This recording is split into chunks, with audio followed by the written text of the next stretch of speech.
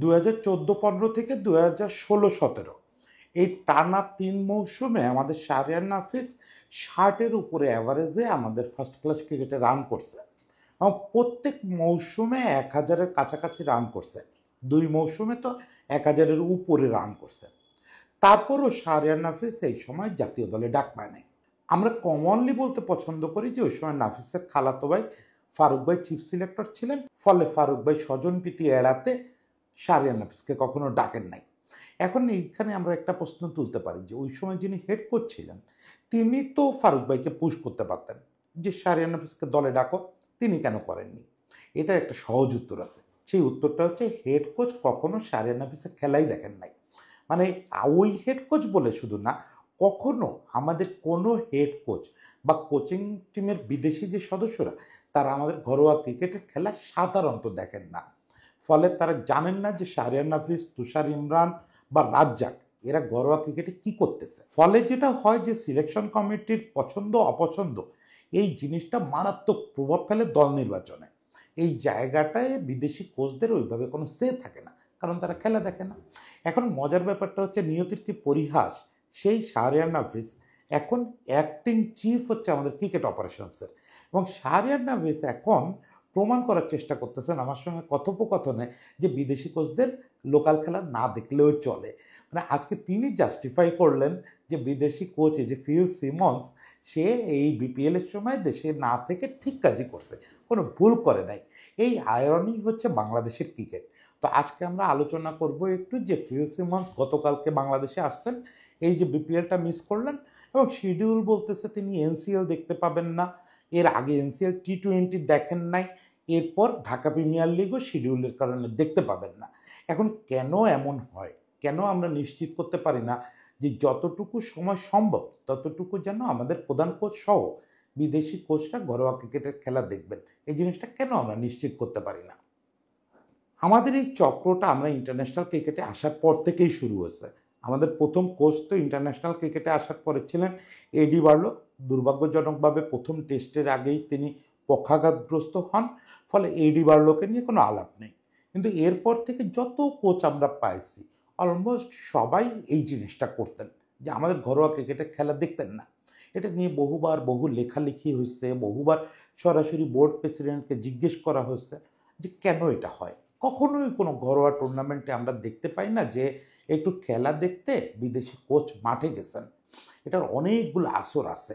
এটা তিনি মাঠে গেলে শুধু যে সিলেকশনের প্রভাবের ব্যাপার তা না, আরও অনেকগুলো ব্যাপার আছে, সেগুলো একটু বলতেছি। কিন্তু এটা কেন আমরা নিশ্চিত করতে পারি না? এই ধরেন ফিল সিমন্স মাত্র জয়েন করছে, এখনও জাতীয় দলের প্রায় কোনো খেলোয়াড়কে সেভাবে চেনে না। ফলে তার এখন দেশে থাকাটা খুব জরুরি ছিল। এনসিএল টি-20 হলো, আমি বুঝলাম যে ওটা একটু লোয়ার গ্রেড টুর্নামেন্ট, ওটা না দেখলেও চলে, অ্যাজ ওখানে আমাদের টপ প্লেয়াররা তেমন কেউ খেলে নেই। এরপর বিপিএল, এটা তো টি-20তে আমাদের সবচেয়ে বড় লিগ। আমরা এটাকে যতই তুচ্ছতাচ্ছিল্য করি, যতই তামাশা লিগ বলি, এইটা দিয়েই তো আসলে ঠিক হবে যে আমাদের নেক্সট জেনারেশন কারা বা আমাদের নেক্সট টি-20 টিমটা কেমন হবে। এই টি-20 টুর্নামেন্টটাও উনি সেভাবে দেখলেন না। গতকালকে আসছেন, এখন ঢাকা পর্বের বাকি ম্যাচগুলো হয়তো দেখবেন, কোয়ালিফায়ার, এলিমিনেটর এগুলো দেখবেন। ওকে, কিন্তু এটা পারলাম না কেন? কেন উনি ওয়েস্ট ইন্ডিজের সিরিজের পর ওয়েস্ট ইন্ডিজেই থেকে গেলেন? এই জিনিসটা আমি শাহরিয়ার নাফিসকে জিজ্ঞেস করতেছিলাম, অ্যাজ সে হচ্ছে অ্যাক্টিং ম্যানেজার আমাদের ক্রিকেট অপারেশনস। আপনারা জানেন যে জাতীয় দল রিলেটেড যত লোকজন আছে, শুধু জাতীয় দলের খেলোয়াড় না, কোচ, কর্মকর্তা, অমুক তমুক, শুধু জাতীয় দলও নয়, ইনফ্যাক্ট জাতীয় দল ছাড়াও আমাদের যত ন্যাশনাল টিম আছে সবগুলো ম্যানেজের দায়িত্ব হচ্ছে ক্রিকেট অপারেশনসের। ক্রিকেট বোর্ডের সবচেয়ে গুরুত্বপূর্ণ ওয়ার্কিং কমিটি, এই ওয়ার্কিং কমিটির ম্যানেজার হচ্ছে, এখন আমাদের কোনো ম্যানেজার ওই অর্থে নাই, সিনিয়র ম্যানেজার। সর্বশেষ ছিলেন সাব্বির খান, সাবেক বাংলাদেশ ন্যাশনাল টিমের ক্যাপ্টেন। তো সাব্বির খান চলে যাওয়ার পর থেকে শাহরিয়ার নাফিস অ্যাক্টিং ম্যানেজার হিসাবে এই পদটা সামলাচ্ছেন। উনি এর আগে ডেপুটি ছিলেন সাব্বির খানের। তো শাহরিয়ার নাফিস আমাকে ব্যাখ্যা করলেন যে আসলে কোচদের তো বছরে ৪৫ দিনের মতো ছুটি থাকে, যেহেতু খুব বেশি ফাঁকা সময় থাকে না, আজকাল ইন্টারন্যাশনাল শিডিউল অনেক ব্যস্ত, এই জন্য ওনারা আসলে এই সময়টা মানে এই ডিসেম্বর জানুয়ারির এই সময়টাই ছুটি নিতে চান। সে তার অভিজ্ঞতা বলল যে গত ৩-৪ বছর ধরে আমি এটাই দেখতেছি যে বিদেশি কোচরাই ডিসেম্বর জানুয়ারির সময়টাই ছুটি নিতে চায়। আর আমাদের বিপিএলটাও হয় এই সময়, ফলে বিপিএলটা তারা মিস করে।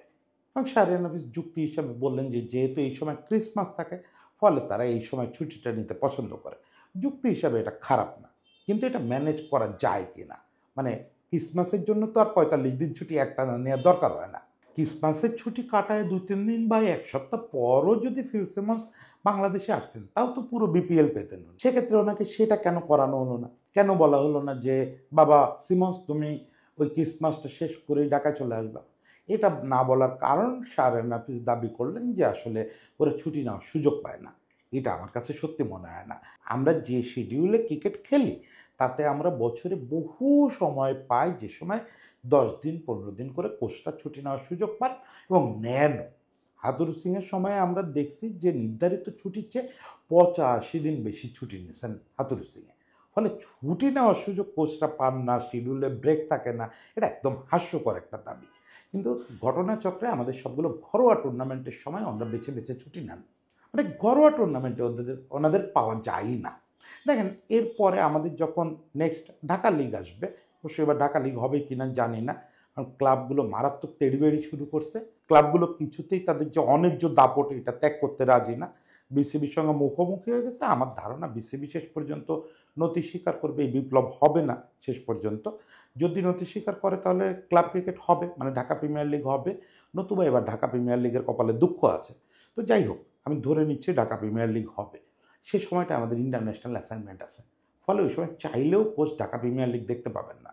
মানে আমাদের দেশে সবচেয়ে কম্পিটিটিভ যে টুর্নামেন্টটা হয়, ওটা উনি দেখতে পাবেন না। এরপর এনসিএলের সময় পুরোপুরি ইন্টারন্যাশনাল অ্যাসাইনমেন্ট থাকবে না। আমাদের যে ক্যালেন্ডার, তাতে মনে হয় না যে পুরোটা সময় ইন্টারন্যাশনাল অ্যাসাইনমেন্ট থাকবে। তারপরেও শাহরিয়ার নাফিসের কথার টোনে মনে হলো যে ওই সময় ওই লোক ছুটি নেবে। শুধু ওই সিমন্স না, বাকি বিদেশি কোচরাও ছুটি নেবে। মানে এই তিনটা যে ঘরোয়া টুর্নামেন্ট আমাদের বড়, তিনটার একটাও কোচরা দেখবে না, দেখে না। আমি শাহরিয়ার নাফিসকে সরাসরি বললাম যে আপনি নিজেই তো এটা সাফার করছেন, যে ঘরোয়া ক্রিকেটে কোচ যদি উপস্থিত না থাকে, তাহলে তো সিলেকশনে সে ভূমিকা রাখতে পারে না। সে সিলেকশনে কিভাবে, যখন সিলেক্টর লিপু ভাই বলবে যে রাম না আমরা শ্যামরে নিব, বা রহিম না আমরা করিমরে নিব, তখন একটা হেড কোচ তারও তো একটা সে থাকা উচিত।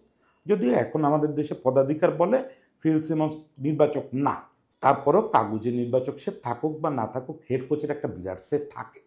সে তো কথা বলবেই প্রধান নির্বাচকের সঙ্গে, কিন্তু বলবে কি দেখে? সে বুঝবে কেমন করে যে নেক্সট জেনারেশনের কারা কে কী করতেছে, পাইপলাইন কেমন? পাইপলাইন চিনতে গেলে তো আপনার ঘরোয়া ক্রিকেট দেখতে হবে। এটা দেখে নাই বলেই শাহরিয়ার নাফিসের ব্যাপারে কখনো কোনো বিদেশি কোচ পুশ করতে পারে নাই। শুধু শাহরিয়ার নাফিস নাই, একই দুর্ভাগ্যে পড়ছিল তুষার ইমরান। টানা 4-5 সিজন দেশের সর্বোচ্চ রান স্কোর করছে সে, দুর্দান্ত ফর্মে ছিল। তুষার ইমরানের কখনো ডাকা হয় নাই। রাজ্জাক রাজ্জাক তো যেটা করছে আমাদের ঘরোয়া ক্রিকেটে, এটা ইনক্রেডিবল বললেও কম বলা হয়। সমস্ত ধরনের রেকর্ড টেকর্ড ভেঙে ফেলছে, প্রতি সিজনে শত শত উইকেট নিচ্ছে। তারপর যেটা হলো একদম মানে শেষ বয়সে এসে রাজ্জাককে মিরপুরে একটা টেস্টে ডাকা হয়েছে, ওই টেস্টে 3 উইকেটও নিচ্ছিল এক ইনিংসে, তারপরে আর ডাকা হয় নাই। পরে রাজ্জাক নাফিস দুজনে একই দিনে অবসর নিয়ে বোর্ডে জয়েন করছে, একজন নির্বাচক, একজন এই ম্যানেজার ক্রিকেট অপারেশনসের। এবং তাদের সময় আবার সেই একই দৃশ্য আমরা দেখতে পাচ্ছি। শাহরিয়ার নাফিস ডিফেন্স করার চেষ্টা করলেন যে আজকাল আর কোচের ঘরোয়া ক্রিকেটে না থাকলেও চলে, কারণ আজকাল ওই আগের মতো সময় নাই যে এখন মাঠে থেকে দেখতে হবে। আজকাল তো ওই যে বিপিএল টেলিকাস্ট হচ্ছে, ওয়েস্ট ইন্ডিজে বসে সে খেলা দেখছে। এই সঙ্গে শাহরিয়ার নাফিসের যেটা মনে রাখা উচিত ছিল যে আমাদের এনসিএল বা ঢাকা প্রিমিয়ার লিগ কিন্তু টেলিকাস্ট হয় না। হইলেও ঢাকা প্রিমিয়ার লিগে যে ম্যাচগুলো হয় ওটা ওয়েস্ট ইন্ডিজে বসে দেখা যায় না। আর সবচেয়ে বড় কথা হচ্ছে যে শুধু সিলেকশনে ভূমিকা রাখার জন্যই ঘরোয়া ক্রিকেটে বিদেশি কোচকে থাকতে হবে এই দাবি আমরা করি না। এখানে আরও কিছু ব্যাপার আছে, আরও কিছু জায়গায় কোচের ভূমিকা রাখার সুযোগ আছে। ধরেন ঢাকা প্রিমিয়ার লিগের খেলা চলতেছে বিকেএসপি 3 নম্বর মাঠে, ওই ম্যাচটা দেখতে চলে গেল ফিল সিমন্স ওখানে। এখন সে গিয়ে দেখলো যে তার দলের খুব গুরুত্বপূর্ণ খেলোয়াড় হচ্ছে লিটন। লিটনের সে একটা অভ্যাস দেখতেছে যে হয়তো বিরাট কোহলি যেরকম যে বারবার অফ স্টাম্পের বাইরে করতে গিয়ে বল নিক হচ্ছে, এরকম একটা কিছু সে আবিষ্কার করলো। সে কিন্তু তার ব্যাটিং কোচটা এসে বলতে পারে যে লিটনের এই জিনিসটা দেখলাম ঘরোয়া ক্রিকেটে, এটা তো ইন্টারন্যাশনাল ক্রিকেটে খারাপ প্রভাব ফেলবে, এটা নিয়ে তুমি একটু কাজ করো তো। বা দেখা গেল কোনো একজন বোলার বেশ ভালো উইকেট পাচ্ছে, প্রচুর পরিমাণে উইকেট পাচ্ছে, কিন্তু উইকেট পেলেও সে আলটিমেটলি যে ধরনের ডেলিভারি দিতে অভ্যস্ত হচ্ছে, যে লেন্থে করতেছে, যে লাইনে করতেছে, কোচ দেখলে বুঝতে পারতেছে যে এইটা কিন্তু ইন্টারন্যাশনাল ক্রিকেটে বিপদের কারণ হয়ে যাবে। যেমন ওই বারবার আবু হায়দার রনির উদাহরণ দিই, যে বিপিএল এ স্ট্যাটিস্টিক্স দেখলে আপনার মনে হবে রনি এবার অন্যতম সেরা বোলার, কিন্তু রনির খেলা দেখলে তো আমরা বুঝতেছি যে ওর অনেক কিছু চেঞ্জ করতে হবে ইন্টারন্যাশনালে আসতে গেলে, এই বলি দিয়ে ইন্টারন্যাশনাল খেলা যাবে না। ফলে এই জিনিসগুলো মাঠের থেকে তাকে বলতে হয়, বা ব্যাটিং কোচকে অ্যাসাইনমেন্ট দিতে হয় যে দেখো রনির এই জিনিসটা আমি খেয়াল করলাম, রনিকে তো পরের টুর্নামেন্টে আমরা নিচ্ছি, তো রনির এটা ঠিক করতে হবে। এই ব্যাপারগুলো আছে, কিছু সাইকোলজিক্যাল ব্যাপার আছে যেখানে সরাসরি কথা বলা, একটা ব্যাট পাস যাচ্ছে কোনো একটা ক্রিকেটারের, সেই ক্রিকেটার ঠিক কী ধরনের শর্ট করে আউট হচ্ছে, এগুলো করার জন্য আমাদের অ্যানালিস্ট থাকবে, সহকারী কোচটা থাকবে, সবই ঠিক আছে, কিন্তু হেড কোচকে তো ওই কাজগুলো করাইতে হবে তাদের দিয়ে। অ্যানালিস্টকে বলতে হবে তো যে আমার সামনে এই স্ট্যাটিস্টিক্সগুলো আনো, কেন লিটন দিনের পর দিন ফেল করতেছে শর্টার ফরম্যাটে, আমার কাছে একটু লিস্টগুলো নিয়ে আসো যে কোন ধরনের শট করতে গিয়ে, আমি তো সেদিন গিয়ে দেখলাম যে সে বারবার ডাউন দ্য উইকেট আসতে গিয়ে আউট হচ্ছে, তুমি আমরা দেখাও তো ডাউন দ্য উইকেট আসতে গিয়ে কয়বার আউট হয়েছে, এটা তো চাইতে হবে। অ্যানালিস্ট এসে গাদা গাদা ইনফরমেশন আপনার সামনে দিবে, আপনি এটা অন্ধের মতো ঘুরতে থাকবেন, তা তো হয় না। আপনার ওটা দেখতে হবে মাঠে, দেখলে আপনি ধারণা করতে পারবেন যে আপনি অ্যানালিস্টের কাছে কী চান, আপনি আপনার সহকারী কোচদের কাছে কী চান। শাহরিয়ার নাফিস আমাকে একটা যুক্তি দেওয়ার চেষ্টা করলো যে না ইয়ে তো সালাউদ্দিন ভাই তো দেশে আছে, তাহলে সালাউদ্দিন ভাইয়ের হেড কোচ বানায় দেন, আর ফিল সিমন্সকে বলেন টিম ডিরেক্টর হয়ে যেতে, দুইটা পদ তো এক না। সালাউদ্দিন ভাই তো সহকারী কোচ, যতই সিনিয়র সহকারী কোচ বলেন, তার সে তো ফাইনাল হওয়ার কথা না, আর হেড কোচ তো ফিল সিমন্স, সে তো টিম ডিরেক্টর না, দুইটা পদের মধ্যে ডিফারেন্স আছে। হেড কোচকে তার প্রত্যেকটা খেলোয়াড় এবং পাইপলাইন সম্পর্কে সুস্পষ্ট ধারণা পেতে হবে, এই ব্যাপারগুলো আসলে বিসিবিকে হ্যান্ডেল করতে হবে। এখন আমি শাহরিয়ার নাফিস নিয়ে এতগুলো কথা বললাম, শাহরিয়ার নাফিস তো আসলে এই ডিসিশন মেক করার লোক না, বা আমাদের বয়সী ছেলে। তারপরে বড় কথা হচ্ছে যে সে ক্রিকেট অপারেশনসে সে যা বলবে তাই হবে, ওটা বাংলাদেশের বাস্তবতা না। বাংলাদেশের বাস্তবতায় ওদেরকে আমাদের বোর্ড ডিরেক্টররা অনেক তুচ্ছ করে দেখেন। ফলে শাহরিয়ার নাফিস হয়তো মনে মনে চায় যে কোচটা দেশেই থাকুক, কারণ ও নিজে তো এই এক্সপিরিয়েন্সের ভিতর দিয়ে আসছে, সবচেয়ে বেশি আসছে, ফলে সে নিশ্চয়ই চায় যে কোচটা দেশে থাকুন। কিন্তু মুশকিল হচ্ছে কি, যাদের চাইতে হবে সে বিসিবি ডিরেক্টররা, তারা কি দেখতেছেন, তারা দেখতেছেন যে একটা বিদেশি কোচ আনতেছি, ওকে সে যখন ছুটি চায়, ও যখন যা চায় ওর রে সন্তুষ্ট রাখো, ও যাতে আমাদের গ্রিপে থাকে, ওর প্রত্যেকটা দাবি মেনে নাও, প্রত্যেকটা দাবি মেনে নিলে ও তখন আমাদের কথা মতোই চলবে। আমাদের ডিরেক্টরদের প্রধান উদ্দেশ্য কি থাকে, যে বিদেশি যত কোচ আনা হবে তারা যেন এদের আজ্ঞাবহ হয়ে থাকে, তারা যেন এদের কথার প্রতিবাদ না করে। এটা নিশ্চিত করার জন্য বোর্ড ডিরেক্টররা কোচদের ওই যে 85 দিন বাড়তি ছুটি দেন, এটা নিশ্চিত করার জন্য বোর্ড ডিরেক্টররা কোচদের খুশি করার জন্য যা খুশি তাই করেন। এখন এই ধারাটা যতদিন পাপন ভাইরা ছিলেন ততদিন আমরা বুঝছি যে এটার পিছনে এইসব মেকানিজম আছে। আজকে ফারুক ভাই, ফাহিম ভাইরা যখন আসছেন, ওনারা তো দিন বদলের অঙ্গীকার নিয়ে আসছেন যে না আমরা ওই জিনিসগুলো হতে দিব না। আমি ফারুক ভাইরেও বহুবার শুনছি এইসবের সমালোচনা করতে, যে বিদেশি কোচকে ঘরোয়া টুর্নামেন্টের সময় দেশে থাকতে হবে।